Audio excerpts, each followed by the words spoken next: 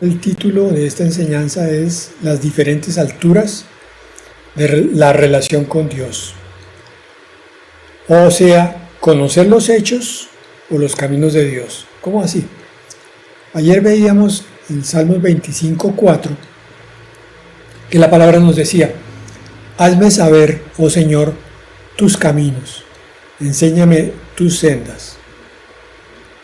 Y anoche también decíamos que versículo estaba enfocadísimo en los caminos y las sendas de Dios, no las del hombre. Es decir, específicamente el salmista aquí está buscando conocer la naturaleza de Dios, su voluntad y sus propósitos. Y vamos a ver que esto ocurrió en una forma muy particular en el pueblo de Israel. Nos lo dice el Salmo 103, versículo 7. Tengan en cuenta que estamos hablando de los caminos de Dios, de las sendas. Dice 103:7, dice: dio a conocer sus caminos a Moisés y sus obras a los hijos de Israel. Este versículo se ha citado frecuentemente para mostrar la diferencia de la relación cercana, familiar, íntima, profunda que tuvo Moisés con Dios, a diferencia de la relación ritualista, religiosa, apartada del pueblo de Israel en su mayoría con Dios. Por eso al Señor, que se complacía en la relación que Moisés quería tener, le dio a conocer sus caminos.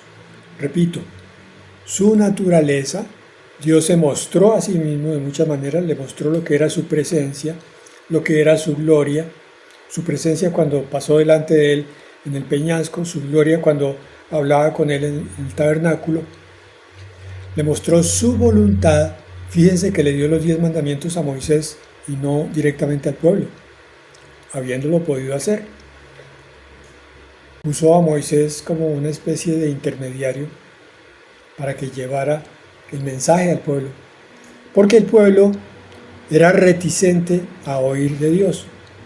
Le mostró sus propósitos a Moisés, para qué iban a la tierra prometida y por qué los iba a sacar de Egipto, y los israelitas no entendían, tanto así que se quejaron en el desierto de que los había sacado de Egipto, no entendían. Eso ocurre en todas las épocas de la historia sagrada y también en estos tiempos. Muchos van detrás de los milagros, de las bendiciones de Dios, pero no de la presencia viva de Dios. Incluso alguien dijo que la verdadera calidad del cielo era la presencia viva de Dios y no el reposo. Y tiene toda la razón. ¿De qué serviría estar en el cielo sin Dios? Pues estamos hablando de un despropósito, pero igual es para considerar que lo que estamos buscando en última instancia siempre es la presencia de Dios, la relación con la persona de Dios.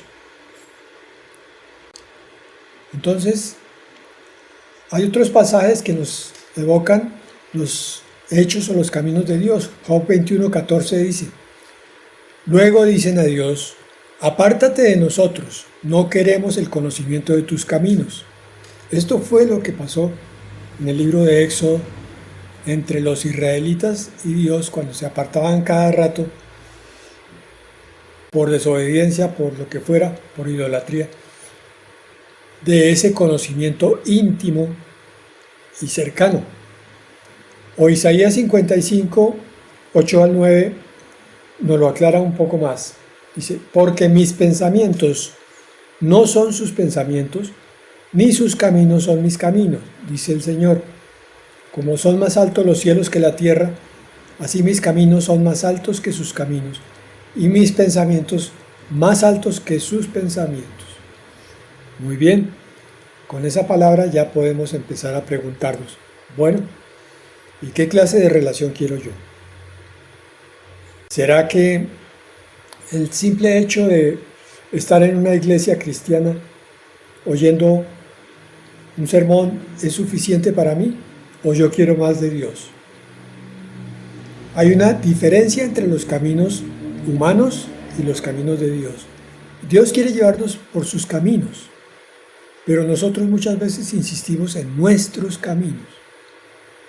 Cuando doblegamos nuestro ego a lo que Dios quiere es cuando empezamos a entender que Dios no es solamente un conocimiento, es toda una vivencia que se derrama sobre nosotros. Que entre más conozcamos de Dios, más verdad, más esperanza, más paz estamos logrando sobre nuestras vidas. Y entonces ya entendemos que las verdaderas bendiciones vienen es de la cercanía a esa presencia de Dios. Esto también lo descubrieron varios autores a lo largo de todos estos 2000 años o más de historia. Y vamos a hacer un análisis de básicamente 3 niveles, como resumen, de los diferentes estados por los que puede pasar la relación con el Señor. Lógicamente, primero nos vamos a ir por la base bíblica y después vamos a mirar otros puntos de vista de algunos autores cristianos de todos los siglos. La primera etapa es en la que los creyentes son llamados niños espirituales. Básicamente se cimenta en 2 cosas: conversión y fundamentos básicos. Voy a explicar eso. Esa altura espiritual, que es más o menos la del recién convertido y algunos años después, tristemente, algunos cristianos parecieran empeñarse en quedarse en esa etapa toda la vida. Decía que esta altura corresponde al inicio de la fe, al momento en el cual conocemos al Salvador y empezamos a creer en lo invisible. Entonces el creyente empieza a experimentar por fe lo que es el perdón de pecados, siente que algo ocurrió en su corazón, en su vida, que algo fue limpiado, que algo está siendo limpiado todavía y que está empezando a adquirir un conocimiento muy primordial, muy básico de un Dios como Padre, porque antes lo consideraba el Dios temible como juez. Algo pasó en su corazón y hay una ruptura interior, un inicio de una nueva vida. Estos niños espirituales están descritos en la primera de Juan, capítulo 2, versículos 12 y 13. Voy a hacer un extracto ahí, dice: Juan se dirige a los hijitos, o sea, a los niños, diciendo: Os escribo a vosotros, hijitos, porque vuestros pecados os han sido perdonados por causa de su nombre. Y dice además: Os escribo a vosotros, hijitos, porque habéis conocido al Padre. Por eso decíamos que se basaba en el perdón de pecados y en el conocimiento básico de Dios como Padre. Entonces el enfoque de esta etapa es en la salvación inicial y en la redención, pero caracterizado por inmadurez de creyentes que necesitan un alimento muy básico que la Biblia llama leche espiritual. Por esa misma razón, estos creyentes son muy vulnerables a las tentaciones y a los conflictos y continuamente dependen de la enseñanza básica. El pastor tiene que enfocarse en cosas muy superficiales, muy iniciales, porque no son capaces de entender los aspectos más profundos de la vida cristiana. La primera de Pedro 2:2 dice: Desead como niños recién nacidos la leche espiritual no adulterada, para que por ella crezcáis para salvación. Entonces viene toda una serie de estudios bíblicos para fortalecer a estos recién llegados a la vida cristiana, a la vida espiritual. Pero como decía yo, algunos se empeñan en quedarse estancados allí en ese infantilismo espiritual, y por eso el autor de Hebreos, en el capítulo 5, versículo 12, los exhorta de esta manera. Les dice: porque debiendo ser ya maestros después de tanto tiempo, tenéis necesidad de que se os vuelva a enseñar cuáles son los primeros rudimentos de las palabras de Dios. Y habéis llegado a ser tales que tenéis necesidad de leche y no de alimento sólido. Y todo aquel que participa de la leche es inexperto en la palabra de justicia, porque es niño. Está muy claro ahí. Aquí está describiendo a un creyente que puede ser por culpa del predicador, que no lo está alimentando suficientemente bien con comida para crecimiento. Pero ese caso no es el más frecuente. En cambio, el que sí es más frecuente es que la pereza, la indolencia, la desidia, la falta de entendimiento hagan que estos creyentes se mantengan en un estado crónico de infantilismo. Dice ahí: debieran ser ya maestros por el tiempo transcurrido. Ya ha pasado varios años, pero todavía tienen necesidad de que se les vuelva a dar los rudimentos de la palabra de Dios, las doctrinas más básicas, hablándoles de que Cristo es el Salvador, que Cristo murió en la cruz por sus pecados, que los pecados hay que apartarlos, y ahí se queda la vida. Pero ellos no logran entender que hay virtudes que deben ser desarrolladas. Por eso dice que han llegado a tener otra vez necesidad de leche y no de alimento sólido. La palabra está dividida en dos grandes segmentos: la leche, el alimento infantil, y el alimento sólido, exactamente igual que el crecimiento humano, para los que ya están más desarrollados. Hebreos 5:13 dice: y todo aquel que participa de la leche es inexperto en la palabra de justicia, porque es niño. Al que hay que repetirle nuevamente las cosas básicas, no ha madurado.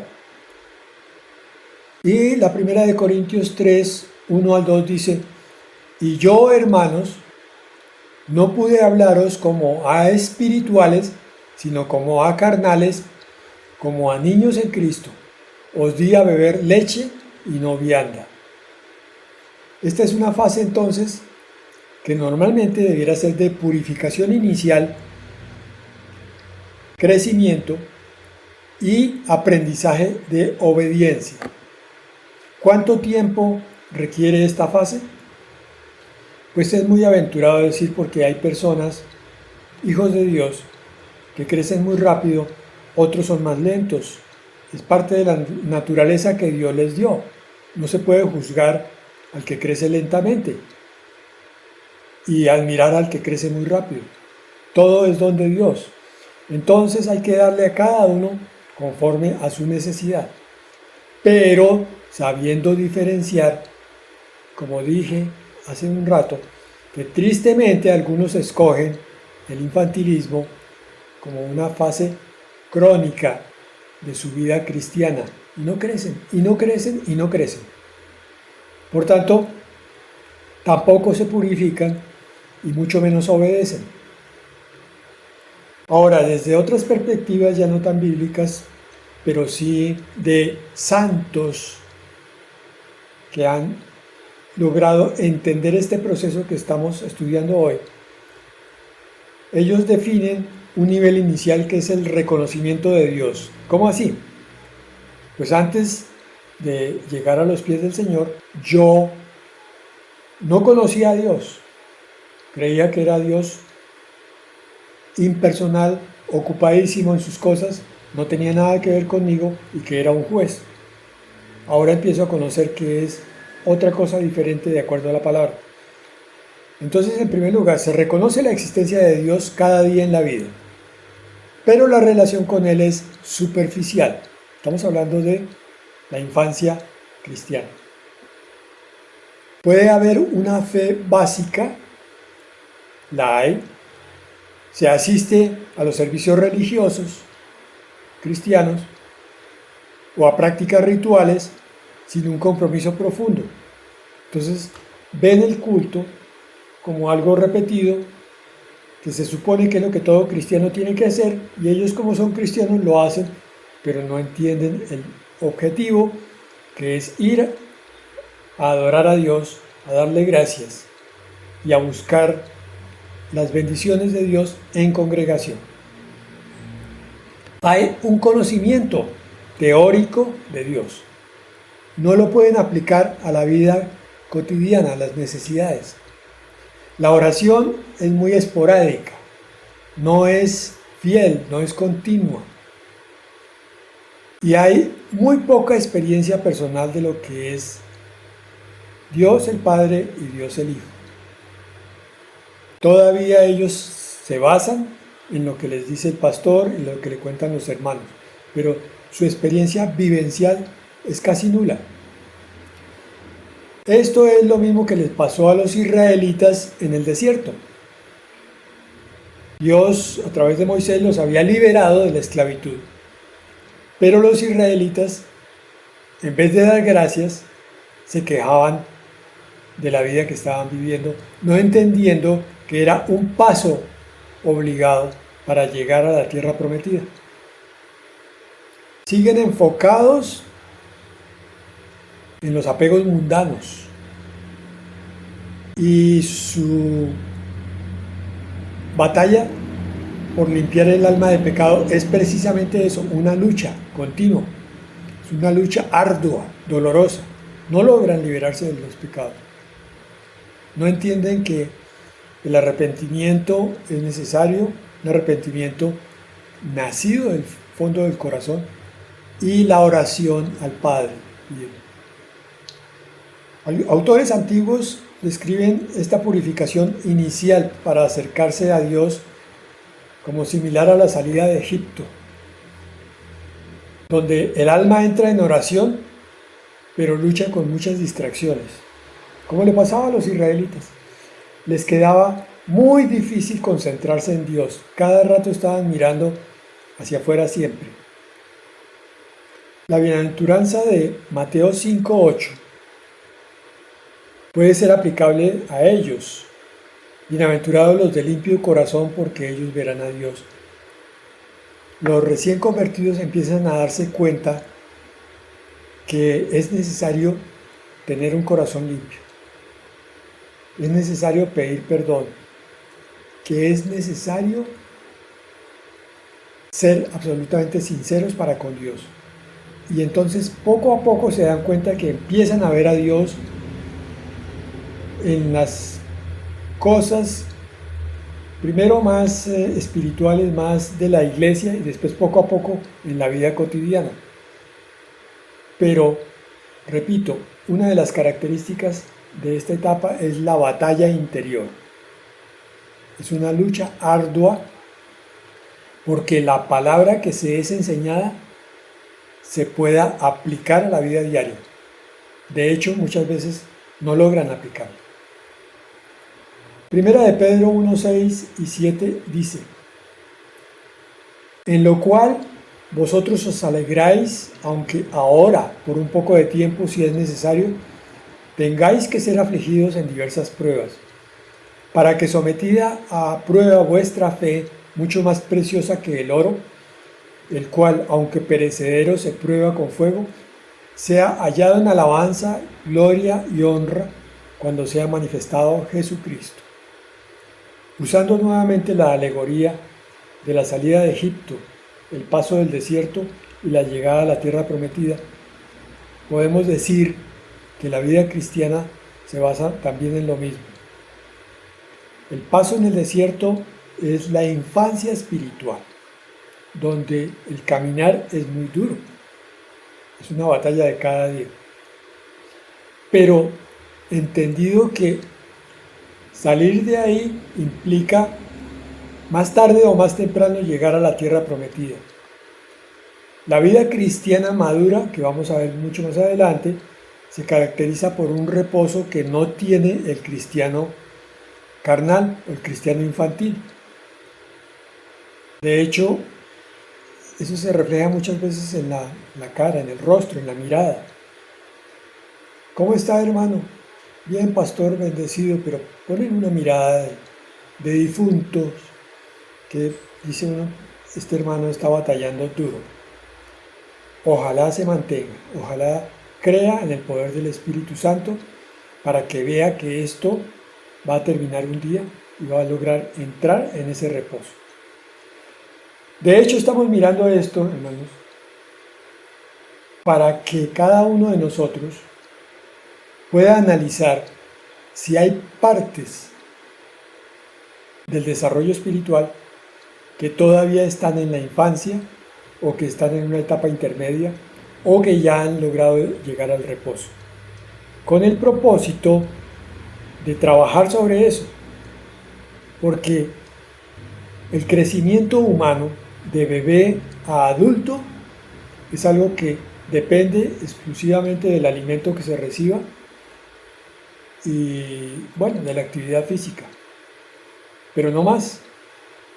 Eso no depende de que el niño quiera llegar a adolescente y entonces se desarrolló más rápido. En cambio, espiritualmente, la libertad, el libre albedrío, la decisión, sí tienen un papel importante en el crecimiento espiritual. Hay quienes no se conforman con un crecimiento lento y entonces en oración van humildemente suplicándole a Dios lograr el desarrollo más rápido y efectivamente se ve en ellos esa disparada hacia el cielo. Entonces, el desarrollo espiritual va de la mano con cada decisión. Ese es el propósito de lo que estamos viendo hoy. Hoy vamos a ver también la segunda etapa y dejamos pendiente la tercera. La etapa intermedia es la etapa de jóvenes espirituales. En la primera de Juan está relacionado con la fuerza y la victoria sobre el mal. Representa un avance hacia la madurez, un mayor conocimiento de la palabra y también una mayor victoria sobre el pecado. Fíjense que la batalla no es siempre la misma. Aquí hay ya victoria a la vista. Primera de Juan 2, 13 y 14 dice, aclaro, estos dos versículos están mostrando los tres niveles al tiempo, padre, jóvenes e hijos, hijitos, dice. Entonces, no se me confundan. Primera de Juan 12, 13 dice, os escribo a vosotros, Padre, porque conocéis al que es desde el principio. Esto todavía no nos interesa. Esto que viene a continuación, sí. Os escribo a vosotros, jóvenes, porque habéis vencido al maligno. Y en 2.14 dice, os escribo a vosotros, padres, porque habéis conocido al que es desde el principio. Y ahora lo que nos interesa, os he escrito a vosotros, jóvenes, porque sois fuertes, y la palabra de Dios permanece en vosotros, y habéis vencido al maligno. Vemos ahí, primero, la victoria. Ya las batallas contra Satanás no son todas de derrota. Ya hay victorias con mucha frecuencia. Y segundo, dice, la palabra de Dios permanece en vosotros. Ya estos llamados jóvenes, que es la etapa intermedia de desarrollo, se caracteriza porque ha habido estudio fiel, comprometido de la palabra de Dios y esa palabra ya se ha grabado en el corazón y en el espíritu y por eso permanece. Por eso implica crecimiento a través de la oración, del estudio bíblico y de la resistencia a las pruebas. Santiago 1, del 2 al 4 dice, hermanos míos, tened por sumo gozo cuando os halléis en diversas pruebas. Esto no lo pueden decir los niños en Cristo. Lo dicen los que ya están teniendo victorias. Sabiendo que la prueba de vuestra fe produce paciencia, mas tenga la paciencia su obra completa, para que seáis perfectos y cabales, sin que os falte cosa alguna. Miren, ahí está desarrollándose cada vez más la semblanza de Cristo, el carácter cristiano. Dice aquí, perfectos y cabales, sin que os falte cosa alguna. Ese es el propósito final. Eso es lo que va a marcar la tercera etapa. Aquí estamos en la cimentación, el fortalecimiento. Los jóvenes en la vida cristiana. Hebreos 5:14 dice, pero el alimento sólido es para los que han alcanzado madurez, para los que por el uso tienen los sentidos ejercitados en el discernimiento del bien y del mal. Y esto también es importantísimo. El que está llegando a una especie de madurez cristiana, casi pudiéramos decir ancianidad, ya logra discernir en sí mismo, en los demás y en las circunstancias de la vida con más facilidad lo que es bueno y lo que es malo. Obviamente aparta lo malo y toma lo bueno. Y por esa razón su vida es de victoria. Sus decisiones han mejorado notablemente y el resultado de esa vida cotidiana también es de más triunfos, más plenitud y más victoria. Este creyente ya empieza a descansar. Y no solo eso, sino que sabe que puede resistir con fortaleza. Por ejemplo, cuando mira la palabra de Efesios 6:10 al 18, con respecto a la armadura espiritual para batallar contra el mal. Aquí también hay una fase como de iluminación, no completa, está empezando. El creyente empieza a entender cuál es el plan de Dios para su vida, para qué está en esta vida, para qué es la vida cristiana, para qué es la Biblia, y empieza también a servir activamente y crecer en virtudes, en la fe y en el amor. Estamos hablando ya de un creyente que no está inmóvil en su congregación, ya está comprendiendo que él también vino a ser llamado para servir, como el Señor Jesucristo lo hizo cuando vino a este mundo. Aquí hay un nivel de obediencia formal, hay un seguimiento formal, todavía un poco obligado, todavía falta el entendimiento completo. La persona comienza a obedecer los mandamientos de Dios y a buscarlo a través de disciplinas espirituales, la oración, el ayuno, la mortificación, la lectura de la Biblia, la oración regular.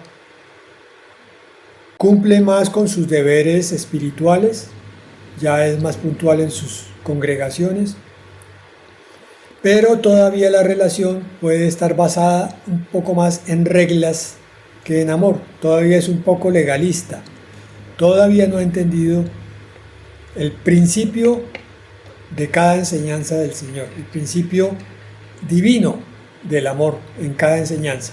Aun cuando el Señor dice, no cometerás adulterio, ahí hay un principio de amor.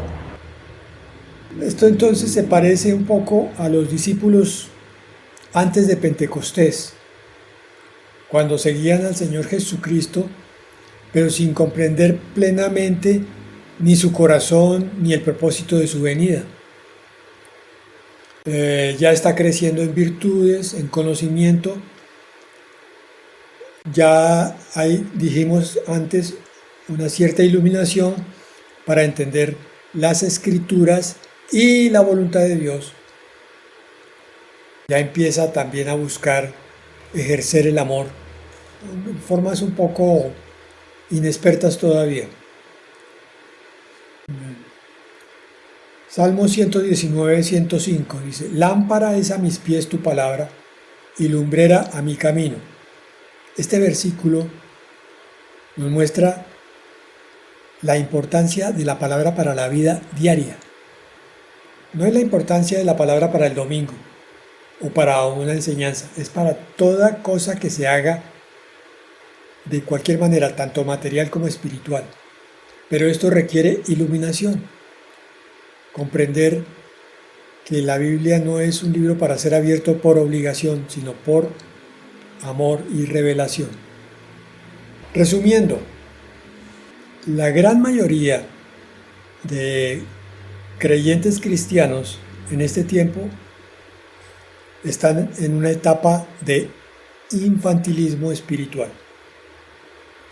Ellos están buscando, como busca el bebé, que le den el chupete, el chupo, le den el biberón, le den el juguete, le den la entretención, lo cambien de pañal, y él no tiene ninguna responsabilidad en la casa. Eso le toca a los mayores, a él no le toca nada. El niño, el bebé y aún el infante grandecito solo piden y piden para sí, por eso son muy egoístas. El creyente infantil es lo mismo, entonces no ora por su pastor, pero sí va a pedirle al pastor que le bendiga, que le oriente, que le ayude, que le muestre inclusive dónde conseguir trabajo o que sea el mismo pastor el que le consiga el trabajo. Es un niño. El pastor tiene que entender eso. Pero es necesario que si alguien está en ese estado de improductividad, sea exhortado para que abandone. Primero, entienda que el crecimiento es algo normal y natural en la vida material, con mayor razón en la vida espiritual. La salvación es apenas el primer paso. El crecimiento en virtud hasta llegar a parecerse a la imagen del Señor Jesucristo es una línea continua de crecimiento que se llama santidad, que la santidad no es solamente para unos pocos varones de la iglesia, es para todos los que son verdaderos hijos de Dios, porque una vez que nace la nueva criatura debe crecer hacia la madurez. Otra cosa, por lo menos en medicina, el estancamiento del crecimiento es una enfermedad, espiritualmente también. Es una desnutrición que puede llevar a la muerte. Y por eso es necesario que entienda el siguiente nivel de desarrollo espiritual, que es el de los jóvenes en la primera de Juan. Aquellos que están un poco todavía en la infancia, pero ya están tomando algunas cosas también del maduro. Están a veces un rato acá, otro rato allá, pero activamente están trabajando junto con el Espíritu Santo, recordando que el Espíritu Santo es el que produce toda la transformación del ser. En ese nivel de maduración, entendiendo que ya es hora de empezar a dar de gracia lo que se ha recibido de gracia.